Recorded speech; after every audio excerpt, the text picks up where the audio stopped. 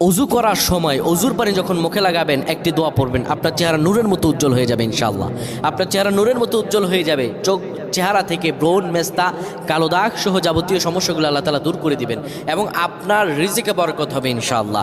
আপনার দোয়াগুলো কবুল হয়ে যাবে। অনেকের চেহারা সুন্দর কিন্তু তাকাতে ইচ্ছে করে না, মনে হয় চেহারায় নুন নাই, কিন্তু অনেকের চেহারাই কালো কিন্তু দেখতেও ভালো লাগে। যেমন এই যে বেলাল হাবশি, চেহারা দিকে তাকালেই শান্তির সুবাতাস বয়ে আসতো। সাহাবীরা যার চেহারা দেখে অনেক প্রশংসিত করিয়েছিল এবং যার কলব স্বচ্ছ ছিল।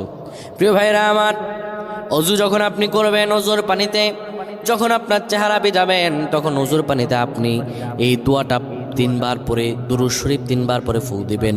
দোয়াটি হলো আল্লাহু নূরুস সামাওয়াতি ওয়াল আরদ, আল্লাহু নূরুস সামাওয়াতি ওয়াল আরদ।